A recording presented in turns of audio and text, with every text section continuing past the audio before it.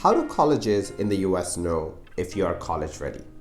They use a variety of metrics, and one of the most crucial things they use is a transcript. If you don't know what that is, in this video, I'll share all the hacks you can do with your transcript and how you can present the best one to your university. Hi, if you're new to the channel, my name is Srijon, and I love making videos about education and technology.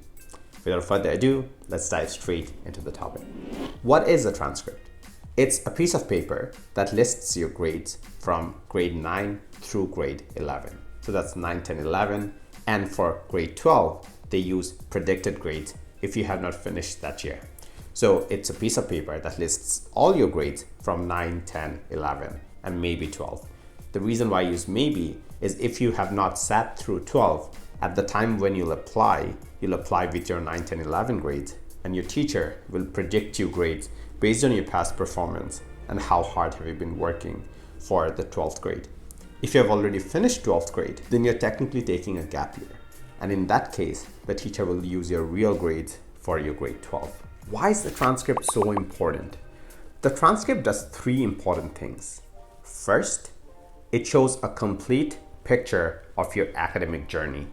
The transcript does not only focus on 1 year, but it focuses on 4 years. That means it shows how you have progressed over a long period of time. Since this is a reflection of your academic journey over a long period, this is more accurate and more true of a reflection of what your academic skills are. Since it shows a holistic picture and shows all your grades, all your classes, it also tells the person reading it or the admissions officer that, hey, this person is interested in these sort of subjects, or they're skilled in these subjects, and maybe not so much in these subjects. So transcript really portrays a holistic, long view of your academic journey. 2, transcript shows a picture of growth. So you might have struggled with math in the 9th grade, and you might have worked really hard at it, got your teacher's help, and spent extra time after classes. You might have improved that through 10 and 11. You might have gotten a C in a course initially, and eventually you might have gotten an A in the course. And if you maintain that A, that shows a journey of growth. Transcripts also portray that. Transcripts are not there to only signal that you always knew or you are always successful, but transcripts are there to show resilience and how you have grown over time. And that's really crucial for anyone as well. 3, and as I hinted before, transcripts show your true interests.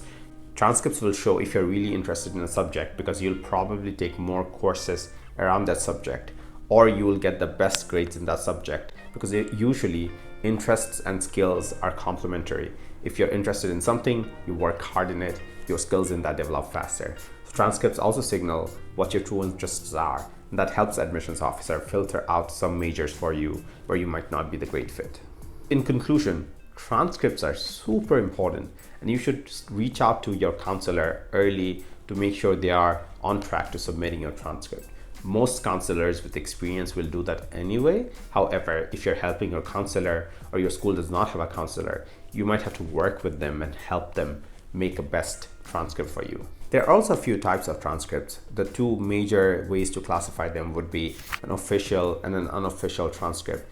In some schools or some systems, an official transcript is given by the board rather than the school. In that case, what the school gives you is an unofficial transcript. And also an unofficial transcript is easier to get. It's not usually accredited by an external organization, and many schools are happy with just an unofficial transcript.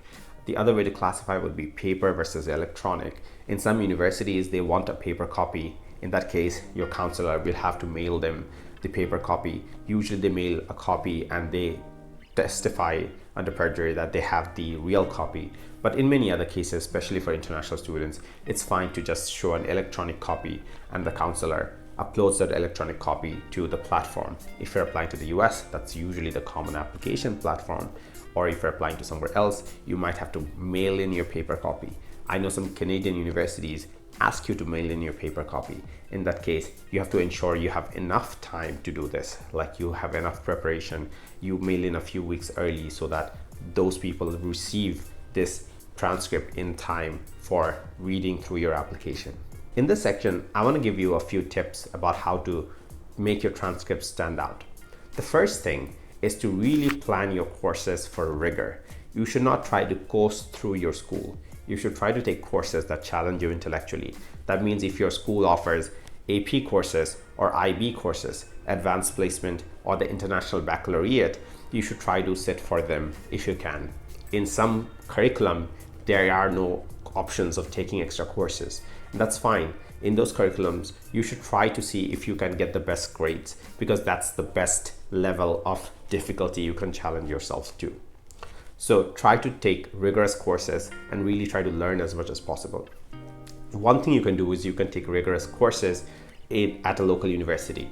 You can take that at a community college in the US. Usually the fees are nominal and you can just take the course. But you can also do certifications now. And that's the wonderful thing about the internet. If your school does not offer advanced courses, you can take a college courses at a foreign university. Sometimes they have a platform through which other students can take courses. Sometimes you can take courses at other universities. Usually universities have a platform of some sort online where they take other students take their courses, and then you can sit the exam and can get a certificate of completion that says you did the course. But you can also edit a course on Coursera and you can pay a fee and get the certification. These certifications may seem expensive in the short run, but they can really be helpful because they show advanced preparation and they show your initiative to learn more about a subject. The second tip is to maintain a high GPA or a grade point average. You want to ensure that you are prepared for university and you are learning the material well. So trying to maintain a high grade point average can help your transcript. You can do that from the start. You can be serious and you can give yourself motivation that I'm doing it to learn, but I will also try to get a good GPA so I can get to a good university, if that motivates you. So maintaining a good GPA is crucial for your transcript. But if you have a hiccup, say you fail to get a good GPA in a term or in a year, life happens. Someone in your family passed away, God forbid, or you were sick, your GPA suffered. That's completely fine, because transcripts, as I said, show a long view, show a long picture. And that's why transcripts are so awesome, right? Because in another way, they might have only looked at 1 year, but now they're looking at 4 years. So if 1 year was really bad, you have time to recover and show that growth we talked about earlier. So if you had a bad GPA in 1 year, that's fine. If you have good GPA in rest of the years, that can help you a lot. All right. What are the steps to actually submit your transcript? It starts with requesting your guidance counselor or your school to prepare you one. Some schools are bad at this, especially if you are an international student where your system is different. Many schools do not keep accurate record of what you did, and there are different kinds of curriculums, different kinds of grade boundaries, different kinds of grading cultures at different schools. But even before that, you can do some things. You can ensure the accuracy of your grades. So there can be grading errors. Your teacher might have made a mistake. So read through them and see for mistakes, ensure that there are no mistakes. Final step is to submit your transcript to the Common application. Usually your guidance counselor will upload them, or your recommender who's also acting as a guidance counselor will upload them.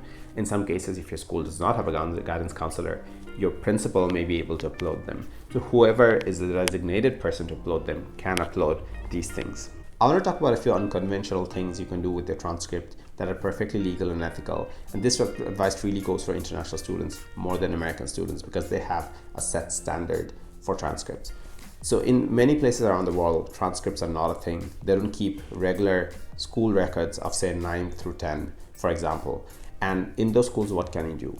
One thing you can do is you can try for any sort of evidence. So if you sat for mock exams or model test exams, then you can ask your principal that, hey, I gave these exams, I studied for these exams for 6 months or 1 year, and I want you to prepare me a transcript that gives me those grades. Those are actual grades you had learned or you had earned, and hence you have a right to get those grades. So that's one thing you can do within bending the system at all, just taking exam scores that you already have.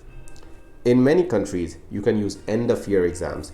What are these exams? These are like the exams that you take in the 10th grade and the 12th grade in India, Bangladesh, or the O levels and the A levels exams in the UK or in the Commonwealth.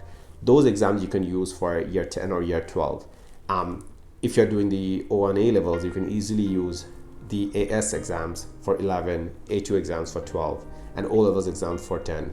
And for grade 9, you can explain that you do not have a system of keeping grades for grade 9. And that's fine, as long as your counselor explains why there are no grades or explains the system of the school. You are in safe waters. The third thing I want to talk about is something very few people know. I want to talk about grade boundaries first. In my school, for example, the grade boundary was 95% for an A+.